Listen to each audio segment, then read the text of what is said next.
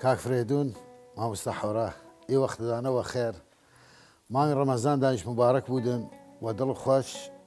امسال رمضان وكو قش صاليل هاتو يميش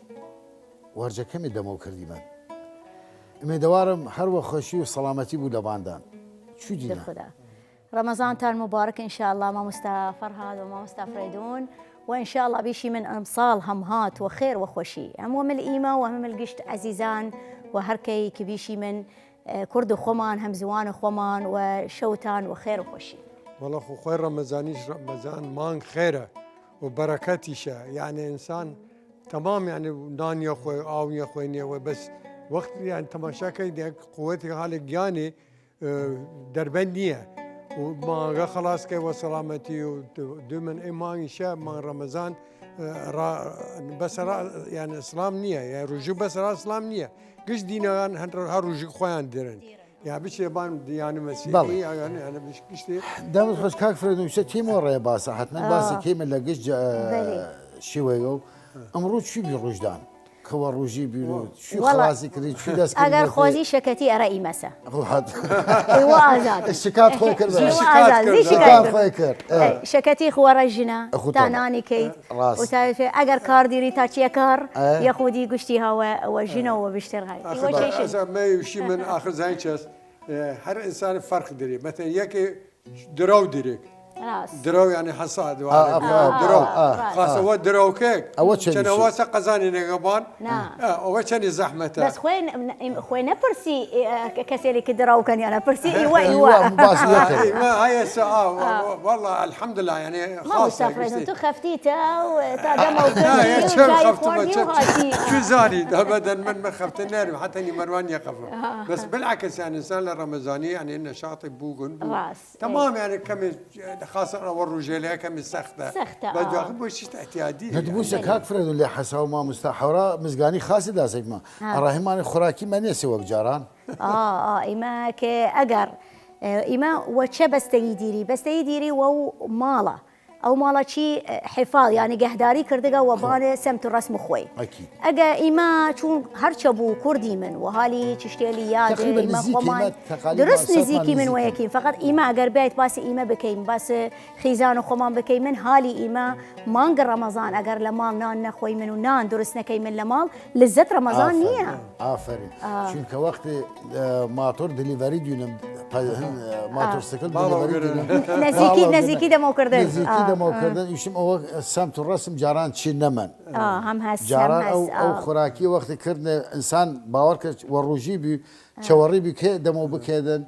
أو روج ناو مطبخ يا أسباش خانة جيش ما فكر ما لا نانا جبي تايوار هو حتما نان أو أهمية فرق جوران نري بيشين ولكن سمت الرسمي جوانا وديدار بويها أيام قد بوي كيشي خدا كدي دمو بك أجر الناس هنا الصندوق يورد هاوردي بوشي بكي ده يادي هر خوشة يادي وذكرياتي هر خوشة تماما يعني شيء من 5 سال 10 سال تر إنسان وقت خدا عمر دابي فكروا كي دالگی نیست خوراک کرد یا اگر خزانه گه مناله لگه لدوری جمع بین انسان خود تطور که گورابو مناله گورابو جنفا زندگی شو که جاوبو ننوبون بس جسا او ذكريات او یادگاریه مینیگه و یادت او خوراکی خاص میشه كيف فكرم دليفريغا هات ودالقات ودريرا ميسا إما تقريبا تسمع لوسه هب من دي وجمك وما مستحورة خاصة إما الرأي ود الطيكيم والرأي وكم النار راهتي من يشم لك أو النميني دي أو إيش النميني للرمضان قاعد شيء كامل يمين شو كرمضان تام خوي ديرين رمضان يك سمت الرسيم خوي ديرين ونان خواردن او مالی شيء بشيء لسمت الرسيمة باور بك قشتان زانين و كاك فريدون لعمر خدا عمري دريج بكيدن دي وقت او سا لمالي جبين بتلوة الشو شني ورو الشكت بي شني وكو جنابي ودرو كردن كاريل سختو قرصي كردن ولي وشو دانيشتن ضليان خوش بي ايما ك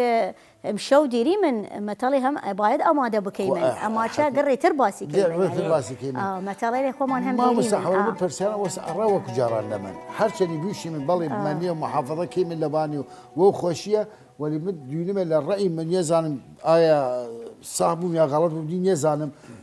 یەک بەشی گەورەی لەو خۆشیە نەمەنێ وەکو جاران نییە خۆ ئیمەیشی من وەخت دیری چرخی ینی ئیمە بشین وەختا وەختی تر ئاڵشتە دوو کە دیای وەڕەونەوە و کێ موقعی دیای وەڕەونەوە باید تو هەرچە هاتگاوەی تازەگی هەرچە پشرەفتی کە دیاگەنەوە کە ئیمە باید وەردی بچرخی من فەرەیە ئیمە دینی من کەم لە سمت و رسم بۆگو با پیرێلمان کە دیری کەم چشتێری تریشیانێ خەنی تاسیر دیرێک ئەوسا مردم نیشتن دەمەوکردن لە ڕاخوایان لە ماڵ وەگەر دیواخان لە دەشت بین لەزن بین ئاوای بیچنە دیواخان نیشتن یاگەر ئەگەر لە شاریش بیچی نیشتنە چاخانە یا کەسێ و یا میوان شەو نیشینی چگن هاتن و شەو نیشینی بیا ئیسە مشکلە ها کوورە ئیسە مشکلە تەماشاکەیت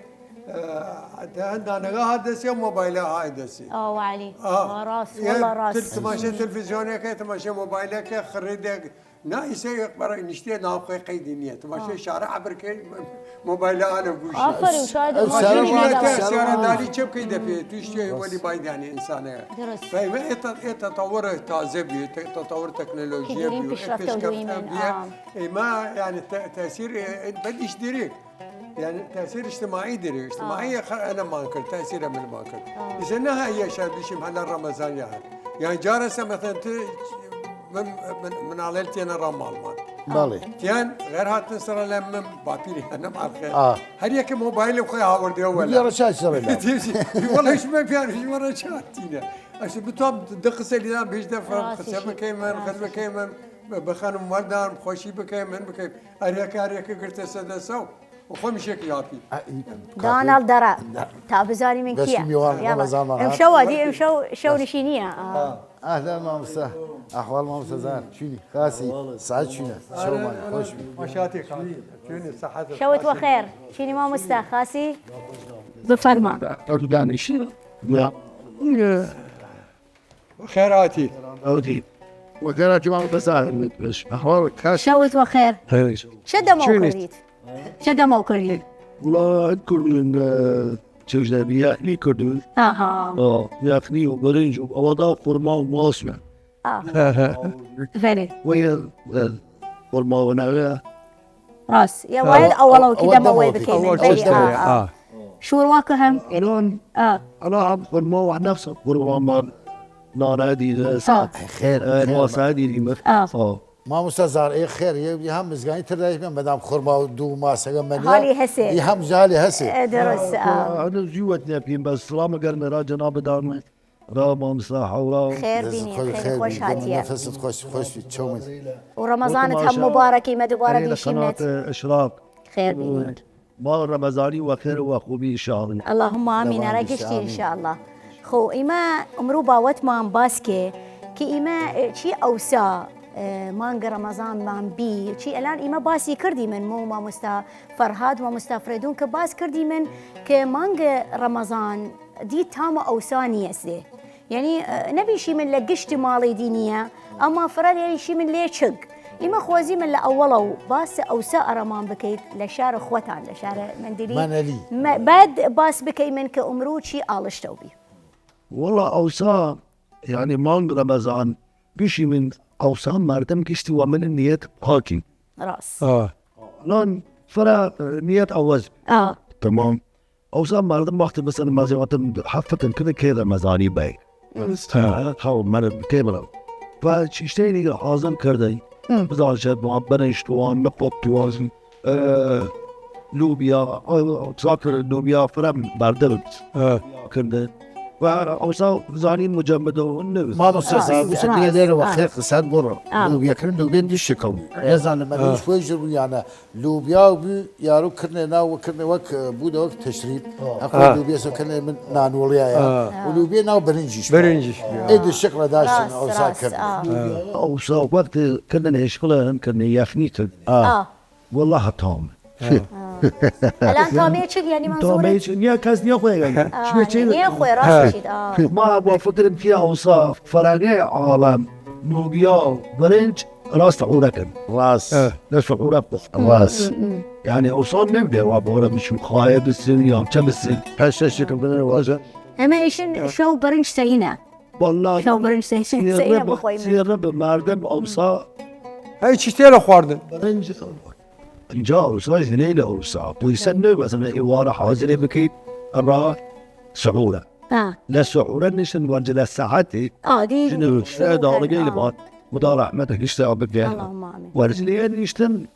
سعورة حاضر كذا ذاك مدار هرشا درس كان كي شو بخوي ايش يشتغل يمدي من اوصاع إوارة مثلا ويش تيشا حنا مثلا ويشتا الروج والروج ويشتا كان القرآن إنه وان كان مليان مثلا بياز آلات شيء كنا من يشتري يعني مثلا من يدر السيرج من خرون يوم وقت كل ده شو كل هذا هي عودني شو السردي وزا شو السردي بانو كنا بانو كنا على شيء يطلع جابي وصا راسي شيء ومردن شيء لا حاضر كل الأرارة مزاني لأن فمزاني ين ما خوش يبني لناودل مردم فمردم وعيشوا بزان شد تواصل حاضر كان بزيارة الناس وقت يسبي ما مسافر وقت يسبي كدويد المالين ما مسافر دوي كارد المالين جنب ششتن وش كدار إذا جنب كانت إما جرا ونا رازي وتي مرزة جميكا وعلى بازار حسي تجي رست وين من الخير جران نودر وجمك وين ياخذ لي وعلى بازار وقت بتشي بارنيت هذه جراترو نودر خاص يسي ما وش قبول كردي من وبرجع جناب بايدن وبيل درانا باس في وقت نودر ديليفري شو خاصة قال لي وابوهم خاصة جم كين ماش جم كين لوبيسا برنجة قيسية نجية هرشي هسا يعني خير قال خدا قشتي لا هسا ناو تارخينا ناو الإمام مسازات والله تارخينا أمسك أواخر صار مسافر يدونا يعني أمسا يكتامي داشت من بأيها موز جوانيلي على يقول يعني تو الان اگر دمار درست کرد ایو ترخینه الان ولما بارك انك كنورا ورد ولا خالقين ما ورد خاص ما كرد وذا ما كان هو لمن لي رحنا وردن لا يكن بدك من اوصاي ما مو اوصاخ ما في اويل قوم اويل كردي قوم خاص طلعوا نسبة كابري باتلوكا لنا ولات جنينا ولات من انشار من هذه مردم كردت كي هو تقريبا راس ولو إيمان مال كيمن ما يعني لمال كان أخوة برغلاقات يرين والماسة وين كان ودي آخر دنا ورخرة وشكي وكانوا رمال يعني ما وصل ما وصل أواي بما فمان أو شيء مسوي مش ما وصل بس يعني ما أفكار فريود صح يسيد لبغداد هسه بعض خزانة خوان كان فمان كيمن تباك بو وانتر بو خاص أول بازار سيني آخر أو تامنيري نظام يعني شمان يعني آخر ساورية غير شكله يا ساورية يا ماسكة أو ماسينية يا تشينية وأنا خوي ترخينا واللي بيكرياتو نعم سنة وصار يعني بيش من أصلين راس تمام الان كذا ماسة بازار سميدي حتى نانا او جانوري لا بشي من دينا او حيوان لكن دينيان خدي الان نانيان وانهم آلشتو بي اريا ديني تشيرو ماسيان خاصين على فقيان آلشت طبعا سايش ديش تخواردني ما وصل بيقل لنا خواردن بيقل تشتيلا او سلم انا ليش شو شوارع رمضان شو بدنا والله انت بس والله مثلا انا اواي بمن جمع قلنا ايش خب زرا مشتكي كلمن فمش بالك بينا الجم زرا مشتكي كردن زرا مشتكي وصا يلا صار برتقال كردن يلا صار مثلا سيو كردن خب يطار مثلا واحد يقواز الرونق بنا بازايس مار نكر نا بس واحد يا جارجا مثلا نشتن يبع سيب ما طلعت خاص ما طل زاني جاد بما طل سما طل وطن يوش مردم خاطن كنا نشتن تصعد يقبلوا ودا داني ميازا راس ما مستغفر هذا ما ميوان ما هيشي ما هاتما وحتى هاتما ونام وما برسيمن انا وتيمنا تشتي بخوي هذه كيمنا بفرما والله خو حقتنا بفرما تو ما مستغفر ممنون مالي او بس خوش بفرما مستغفر الله مالي ايه شو مان بيشن يقول وكرديو نشيم كم يوان نواز نين بلي إما كدوستي من هميشة وياكو بني شيمن باس خومان بكين باس شونيل وشاريل خومان بكين شون تامي خوشا كأجر بشي من ياد إما دوس نيري من هر كبيني جمان أمرو يا هرو بيني جمان نيشي كلياد ما عنشق يا بيشي من كردي ما لياد مانشق زوان لياد مانشق عادات وتقاليد سمتو رسمو ما لياد مانشق إما هميشه دوس تيري من كهرشة حفاظ بكي من نجهداري بكي من لبان زوان مان سمت مان كالبل ورمان إيك ما هميشه بايد شو كلمة تايبت شو تايبت ديري من وكو قش ملتي الجهان هر كس هر ملتي بقرا هر إيري بقرا هر يك شو تايبت خوان ديرن يا خاص خوان ديرن إيميش مردم زانيدن ككرد فيلي منو هاي من إيشونا يك رسم الرسومة خوان ديري من راس ما مسا ظاهر باور بك هاي دول مالي نقطة بيشيمن رمضان وقت جاران تام نيري يا برسال لك هاك فريدون وما مستحورة وتي من لبين خوان باس كريم واللي توام الجناب هركة قريتي شيء خشالة خوان أرى أوصال رمضان أوصال خوشي لإمسال أوصال فقي كم دسيبي فقيرين أرى خوشال وأوصال ما مستحورة ما بوتم أوصال ما دم بيست جنية تبقى أوصال إيش تيجي للميل إيمان مثلا إيمان شو يعني شفتي يقدر القش من لهواي هاتم تانو ولات شو وانا باوغين مانا تابعي من لا نو سيدي ويا يا الله مثلا جامعة نشتي من كان مثلا يا شوات بس يا عشرة من خلاص نمازة بكيمي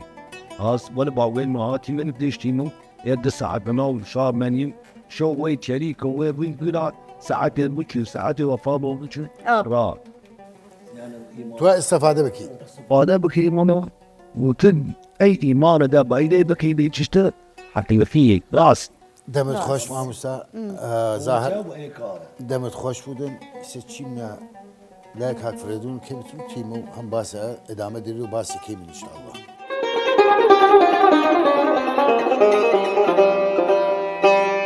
لا شوارع رمضان لشو دمو كردن باورك تشايغا حكم خوي دري دي تشسبي يميش رو سامي چای رمان هاوردن تاگر لذت بوي من لچايغو وگر باس ما مستفردون خوش که حوراو ما مستظاهره خير بيني والله خويا شوار رمضان خوشه قش صالحي هاي رمضانيه خوشه مردمني نيشن تا وقت السحوريش يا او سام خفت انه هذا الصيام يسفيشتر مردم مين تا السحور مين راس لكن مثال مثلا رمضاني مثال والرمضانيه اللي تفرق دري يعني شرطني راخوماني من العراق يعني ما يسا تماشاك اوسا تلفزيون مردم فكري عن صافي بي راخو هاتو شام كرد دمو كردن كرد راخو خفت يا السحور يعني حياتك غيبي ما استاذ زهر اشاره كل ساعه دقيش خفيف يسا تماشاك فيلم دركان يا فلسطين مردما آواره بينا يا لبنان قصف كرياغا وفلسطين غزة دار زياغا يعني إنسان ما طول بشري مني ما ظلمان هنبو يعني ظلمان شكيك يعني هنمان يعني أمل ما بريء الحياة يعني شو معناه كان ده بيان تسأل لو مرد لو بياناته ماليان رمياغا مناليان شلفت بيا قشتي وما إيماها هاتسا مليان شيرو جقرن شكان يعني شو يمشي يعني شو يمشي الحمد لله من النوم مال وقرم ونقن يعني رجعتي رمضان مصلي والسرديه غير السرديه كل وقت فكر وراك هاجر شادر او هاجر شادر هاجر شادر قسم ليله غنيسه ودرياقه وين بي فقسم يعني مردمقش يعني او هنا يعني حتى عيدقيش تيجي مريض كمان عيد نيه ضل خوش نيه هاورده شيء دي وقتها دي مردم فرهس كبيشي من دي يقدليان اشكياغا يقدليان زخمو بيا ديش تام من رمضان ليان ماغا نتام ايد ليان ماغا خو ايما وياكو هسي من اما بشي من كبزاني من هوكارمان علي عدنان كبزاني شعرمان اما ذكر دقا وباس مانق رمضان كيلا شهر من دلي يا مشي من منالي بيني منه وبازم دي من خدمتان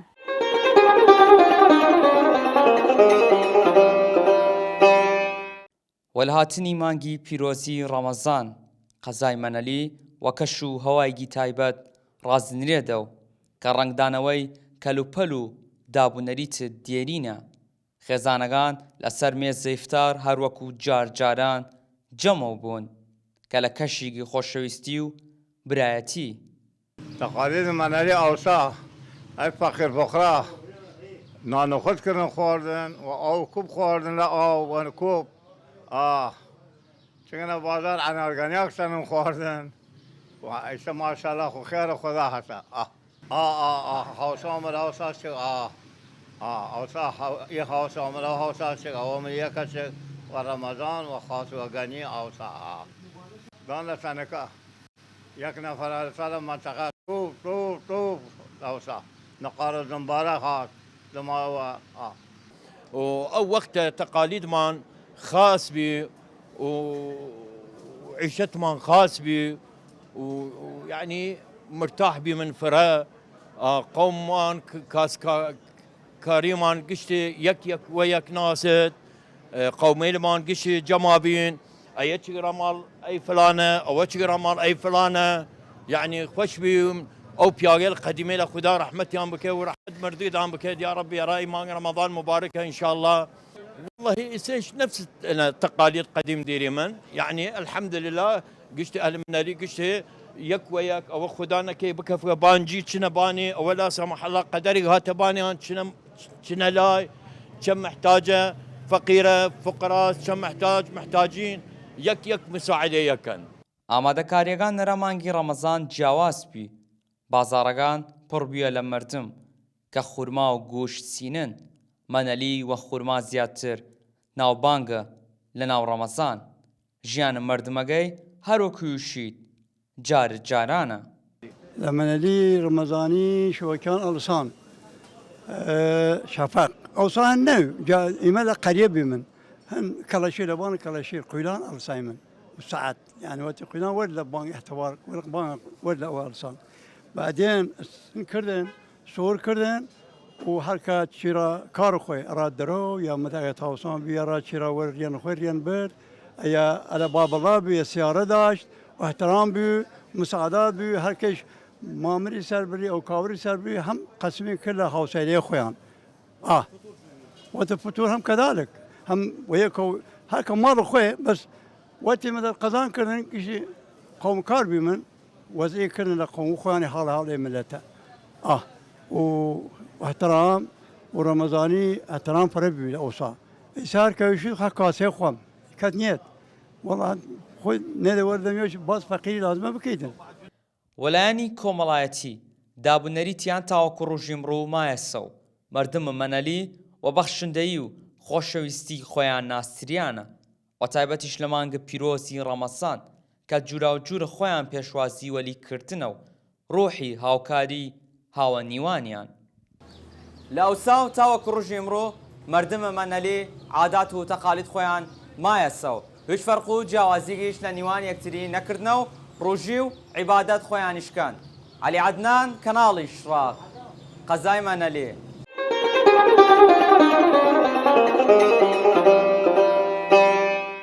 هاتی مامۆستا زاهر دوێ ئەوەک دیدە ئیسا چه خسە هیورەت والله ما زي حاطة جيبة يعني آفرين شغلة فكرة وصار مرتين قشتي يقتل بس لما رمضاني زاني من يعني ششتن سرامي بدل مردم ده نعم يعني باور كي مثلا يعني مثلا واسين قشت بوشين صرافا فكرة كيف بس أوساقف علينا اليوم بوي بو قشته بكان شو أعمل راس تمام كمان أمرا هاوسا أوسا قدام زاني قشوا كوساسة وتنبي كوساسة لا يموت نبي كاسة وكسلة كاسة وكسلة يب مسلكي آفرين كريمة صلوات بختم توام دماغ كم وشش راسي شيء وارام كلكه ودياري راسي شيء راس فإما لا رأوا ما لا بيت ما شاء الله خير فراموجن شوار شكل بان شكل كويس وصار شيء دين يكشت عزيزي دين لنا ودل مردن مثلا مرة مثلا قال مالي بردن راس أو مالي مثلا نياشتن مثلا اشتراطك فشكر الطريق واقع من دونه او بدوريه ما خالينا اوردني يعني واكد ناوي عوده يا مثلا يا خاينه اخذ دلباكيه او سا دلباكيه او سا يساعد على رايك يبالي خوابك انا نسي شو خلاودي في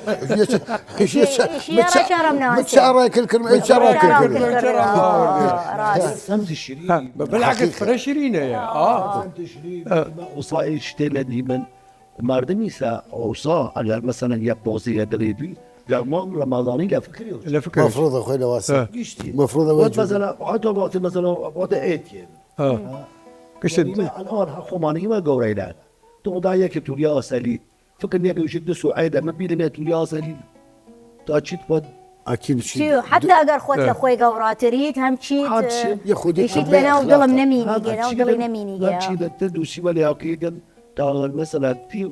تنو بين براءتي بدأت تنو بين والله ما مستزار يتوهم قطعا يتوهم بما زين ده يعني عاجز بكل باوته في ما باس قديم كمي باس قديم كشي ويجور بيه راس يتوهم بيشم إيسا والأوسايا إيسا أصلا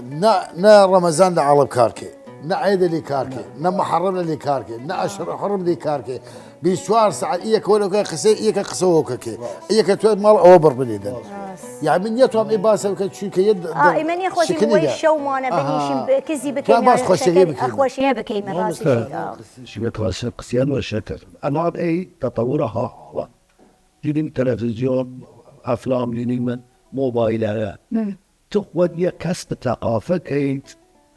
تظل أي ثقافة وتشتب شفتي وبي أكيد توقع كسب كيت راخاسي لا يعني يعني جيل فم راس جاري من ايش النظاره ناضل ما كان جاري من منسي لا ما دل خوشي ما نوسا ايام خاص عقل دار يا راكي نابليك رمنا علينا ورا آفرين جور ميراتي قبايد مش مشتا بشوية بري يعني شفت مثلا بتواصل مجتمع ملت باكي خاص بكيت بأسأل شيء خاص بينك وبكيد لا مجتمع حقيقة راس واقع إما خوازي من بيشي من كألان تو هاوردي توتيت كإما أمرو دور قورايل كأجر بو بابيريجا أجر بويجا كبايد بشي بك وأي قصية كبنيجا جوش من عليلي وبمينيجا خو إما أجر باس بك من أجر منالو أمرو وقصية ما باورني كان الآن إما من عليل ما لمال شيء يشديري يشيت يا نقلة كيد نقلة بوقت كيد نقلة بابيرت كيد يعني قبول إيش تنيرن يعني شي ورديان تاني من رفتار بكيني والله ما نسوي هو يجانا جاسي جاج واستمرارية دائما مثلا دوام يا مثلا بشيء ما مثلا لبان النان ما وصوت 8 وقد حرامة تلبان النان قسيم راس فمنو وقت قسيم غياب جاسي جا هذا تنزيل وتي دبي يا كاريه لنا جمالي شواكم قيدي من هذا لبان النار كسنية أو مثلا كسيو ما دنكي كسيو كاس نكينا نو كاس وجنيار بس من جورجاج من شو مثلا دروبي خداس زنيقة واغر جانب راسي شيء راسي يعني إما ويلاينا منظورة كلمة بتاني من وش اللي وانا وش خداس زنيقة وحاقيته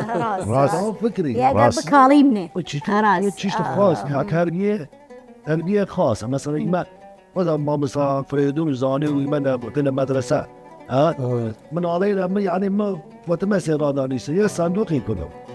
هركب ربي ديو أزاني نار ديو أنا من علينا دردی من هرکه گومی کرده دایمی پی هرکه گومی نکردی نیه نه نه آسان دوتا ما جمع کردیم دایمی یک پاکنی یتیمی لما نالینا چه هوا جمع وش تسا چه هوا جمع وش تسا نالینا دامی لی وقت درست بلا کس نور یدی تقوکن طبعا بس وایش دی زانه بیان و فلان ولا کار خاص فایش کار خاص کیدن دائما بيني سكري ويش كمان ويش بكي كان بله لبات مصلحتي از كاك فريدون لما كار خاصي وكار باورك واربي وشن هركس خاصي بكاليها خاصي شيء خاصي بك وبخر الدريا بخر الدريا يعني عربي شيء يسوي زين بالشط يمشي من خاصي بك وبخر الدريا بخر البحر تخاصي قبل كره لي وقتها إما بلا ربطي بك من وي وقتها أي وقت قبولني كان إيش نخاسي كم ونخما هم حق أنا ما وصح ليه وقتها بعض ناس خاصي كده شو الشرط يده راسي شيد بعض خاصي بس كده شو الشرط يده بلا كنت اليا وهالقريده بيدر أودي خرج وسلام أنا دنا تا وقتك جنت تلاقي دس راس خاصي سيما تشيمنا باسق امرو تابيشي من باورك ما مستظاهر ود مكاردي هي ما نجيو ايما تيمن لشنو باس هيك من امرو شام دا شيء تاباسي هو بكي من يسد شو ما مستظاهر ود كبي تكاردي متشم يشو لسه خدا حافظ لي ما كاين ما مستظاهر خوازي بشو غري وبيلي غما نجي يشي شو نشينيه اخ مرتبطه نعم مرتبطه ما مستظاهر ورجي ود ما مرتبطه بكاردي توبش بلي إما بيشي من نيرمان هاورديت وإن شاء الله مانجا رمضان وخير وخوشي رخوشاتي رمضان هر وخوشي إن شاء الله رخوشاتي إن شاء الله وخوشي بيني من إن شاء الله قبول الدام بكيرن وجن ما طاعات ونماز ملته عزيزة مان بدنا يجي برادري له كوش روش ما كرير ما مسازار مرو خيلي خوش هاتيه شو ما مسازار وما سراتي خيلي خوش هاتيه خدا ولده خوشاتي خدا ولده ما مسازار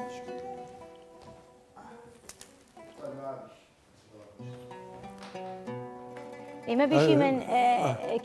يكي لمان كمو بي إما دوست داشتي وهميشه شو نشيني موقع فرو بو إيمن وموقع آيام ل چن نفری که فرو بشترو بو خوشترو دو اما ایشی من موقع آیم دی کار داشتو ارتباطی داشتو چون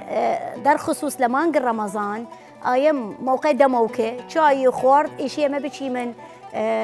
شیرینی مان بیلا لمال فلان بو لمال براي لمال خشكي لمال قومي لمال كساني كده ايام دوستيري ليلاين ابو يمشخو فرق خوشال بي من كاك زهرات والمان ونيشتو وانكردو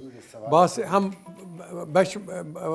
باش خويش باس رامان كرد رمضاني تشونا يعني ولا الخصوص بشي من لمنالي شو بيها صار شوني مزاني من هر شهري وهر شوني كأجر العراق باس كيمن أجر لولاتي اللي ترباس بكيمن كهر كسمتو رسم خوي ديري يعني دي خوي ديري فرهنگ خوي روشن هيري خوي كشي شو وقتي دمو كان دي شاري ديرن خوان ديرن تباور بك ما مستا حورا كاك فريدم زاندن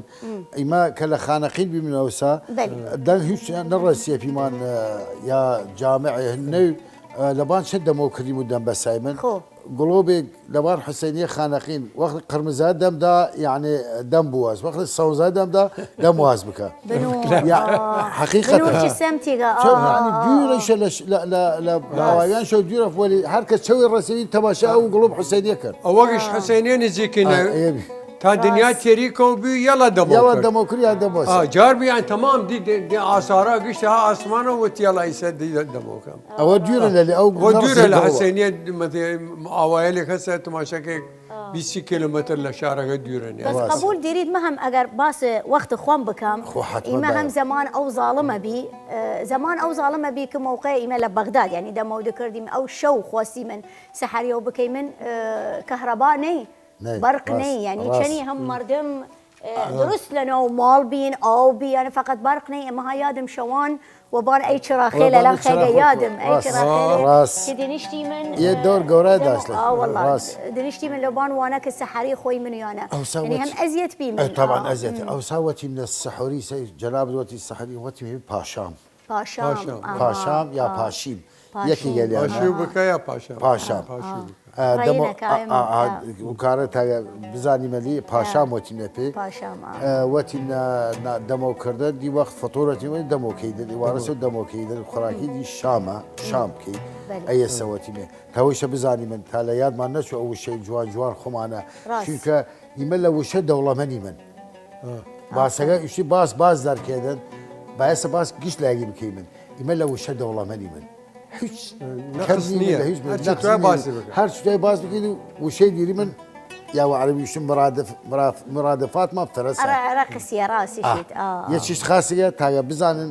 ئەیمەش بزانی من ئیمەش لە هیچ ملەتی کەمتر نی من نا هیچ وەختە بالعکس. سەرکە هەرکە لە هەر شوونی خۆی دینی کەیشیمە هیچ لە هیچ شوونێری تر کەمتر نییە ئیمە هەم خۆمان دینی من دامت کە خۆش. ئیمە هەم جز گەورایی من ئیمە ئەگەر دامت لە خۆش. عێراق و لە گەشتی شوونی ئەگەر باسمان بکێ دامت خۆش. ئیمە دامت هەم خۆش. زوان و هاوڕا خان. خۆمان دیری من وە لە شەو ڕەهیمانەو کردی وەێ وەتی من یە مامۆستافرێدن من ڕووتوان لێ بپرسە بدان وەچە دەمەوە کردەیە ئیسە چینە ئەیانە چایوانان ئەلگری و بزان دەشونەوە بزانین کارفرێدن ڕووە چە دەمەوە کرە باسەوە ڕامان بکەێت ئیسە چی وتێنەوە تا بزانی من بەشێڕەمان ناوەردەگە حتمما تێری بەش موتۆ کوبایەت دەغیری لێشو بەێ چەومانی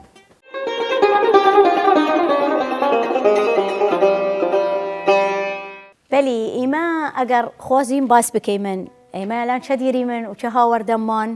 مامۆستا فرێدون چارەمان هاوردەگە ئەمڕۆ مامۆستا خۆیان هەم دوو بش خابن یان یەکێرە خۆم و یەکێرە مامۆستا فەراتە خواردی خواردیت ئیمە ئەلام من دێ دینم کە ئیوە لای قرمزە نانە لوبیە قرمز هادێ خو خوازیم ئارام بیشی چی دروستی کرد ژینە خوددا بیلی داڵی بیان والله خۆمە خۆراکی ێزە بزانم بخۆم بەس کەزانی دینمێ لوبیەسە زڵقە هەنەگەسە خۆی تەرخینە خۆیان وشکەگەسە هەنێکان پیازاخێکەن ونکە ڕایە خۆراکی ئاسانگەن یعنی عشایر خۆراکیان ئاسانە خۆ داخی هادێ داخ یعنی تند بوو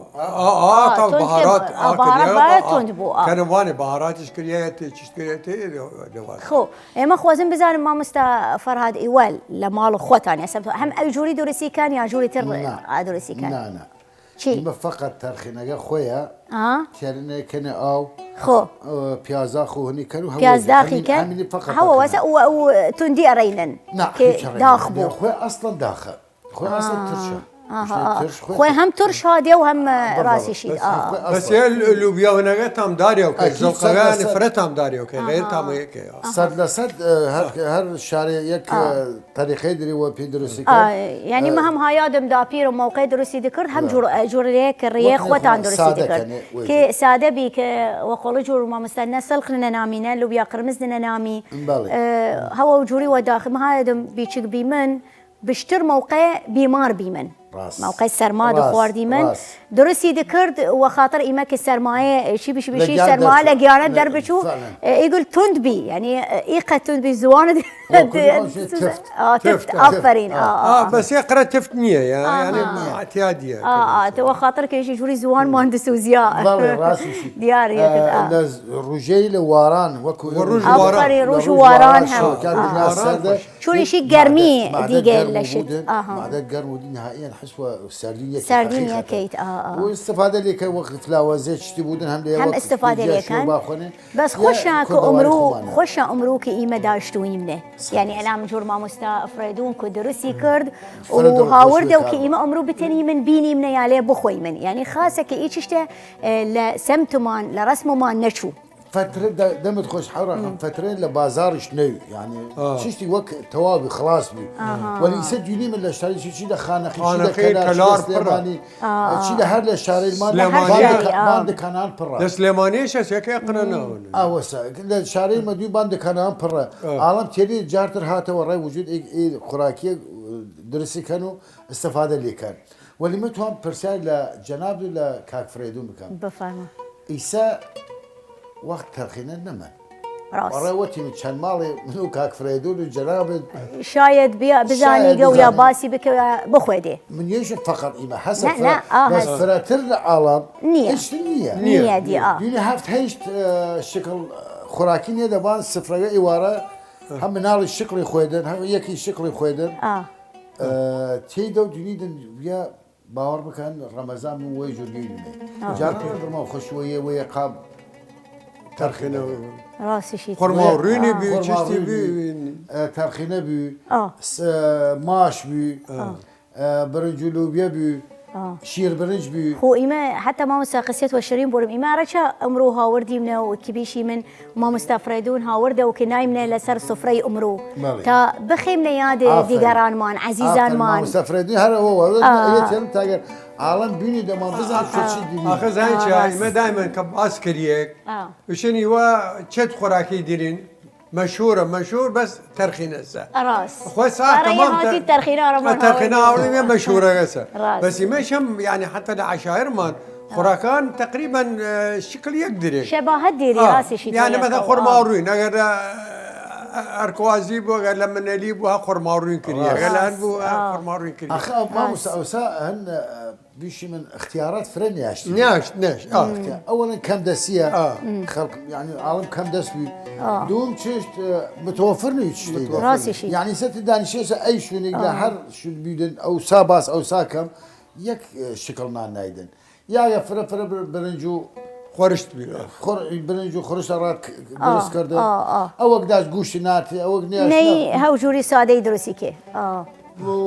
كاسه كشلو كوباسي كريم ورجه كمي بي رات هاورد اگه باور بك او مال خورشتو برنج كر توزيع كر او مالي 4 دوره گشتي يعني نهني نكر فكر اواني شكر واول شيء وك تارخينك هاو سايبر أو شورباك أنا أين تشتري؟ إذا كم وداخل ودين أو شتا كم بودن هالك دين بان سفرية 5 شكل ما باور مكان وقت الدم أوكي ليك شكل زاد. يا شنو خوي قابله؟ مردم شو أنت هو بيا؟ آفرين تير نيون شو أنت بيا؟ تواسر سفريان تير نيون إما يشي من شاء إما هر باوتي دراتي من لي مانجو مباركة وباس كردي من باي تشتي بياري من تشتي لي أوساي إيمة تا هميشه بخيم نياد ديجران كإيمة أي سمتمانة أي نان مان بي وإيمة وبيشي من وعزوك وبيشي من وسر برزيو موقعنا مان دراري من وباسي كيمن كإيمة نبيشي من شايد كسي بيني شي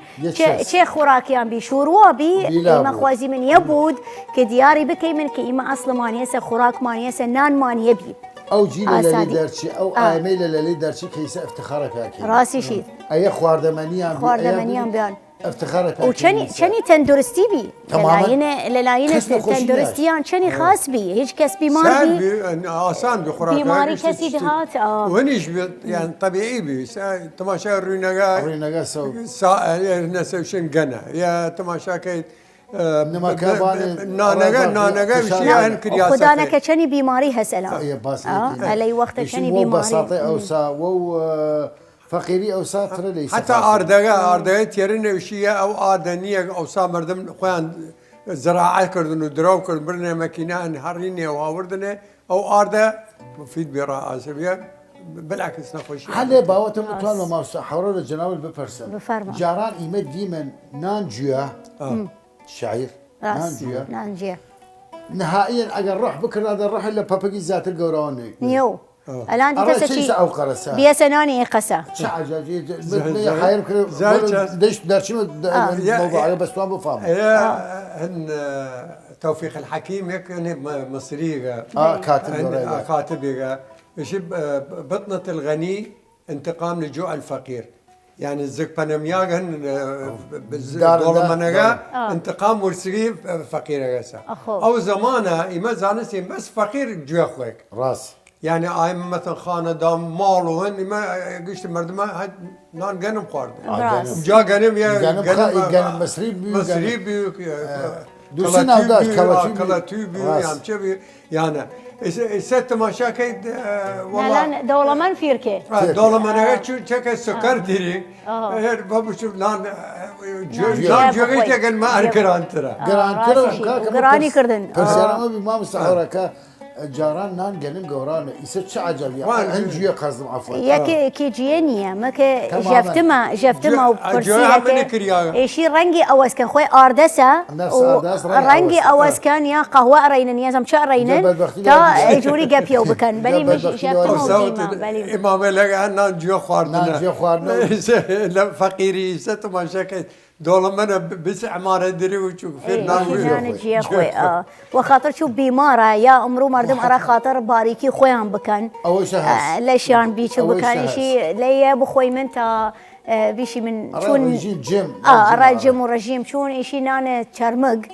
كأمرو آيام قين كي وبيشي من نشويات كرفرها هذه مشاكل هذه راسي شيء فيديني من تأثير كي وبان بس والراس نان خوردنيا والراس ما مستحارة من يكفي يسخو ما خم سكر درم يكفي ما نان جوي بخم يعني ولا خو نان جوينية فقط رأي كريايا راس نان شربي يا صمو شربي 200 درهم يعني إنسان دنيا قشت ندي وكارة بيمنا يعني دي آيام موقع وكارة بولا بان يعني ما قصي ويشين الرنجي كان يا أول جار ما يجدف باور ما هم جفتمه يعني مش جفتمه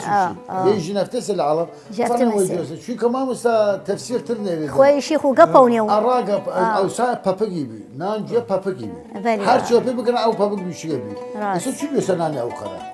راسي شيء يعني ونان جينا جيا عين جيا يعني مثلا اگر خوي راس جياسه هو قول خوت يجوري قورانيو اما ما بشي من الان رقه قوراودو هي سكو فريش افتيمنا شي شي تنانواي خنانواي خوي شي شي رنگ راي خيمن خوي ارده سا خاصه وقنا خوش مثلا تواق جوجا بخوي بدبخت ايش تسبب بدبخت ايش تسبب وبدبخت وانا انا وش انا بخوي تشرمو بخوي خاصري الراوي شي من ما رمضان دائما لي باوتو اهتمام ده يعني لخدا سبحانه وتعالى وقت ما رمضان كم خواردني الرعايات خود بكيدن رأي الصحة والتندرسي نخوشي شسا الروماتويد الروماتويد شيء علاجي وهنا شيء الصيام المتقطع يعني الروجيك كت يعني كم روجيك بيري حتى ما يسي شوار روجيك بيري هراي خاصة ندي إمام ما قشتي روجيك قريما وتاشبي شيمن تابي شيمن رشوتر وياكو قريبا شو نشيل مان امشو خلاصة وبيشي من ومدواري مريين بي وياكو بمن خوش بودن ان شاء الله من داني من حقيقة فيزلي دان بردي من فرا باسي دان خوشي باس ميوان مانيش فرا خوشي خوش بي راسي تراك ان شاء الله وترخينا ما انتام داشت حتما نسير خوي نشوف زين بلي بنيشنا خوشا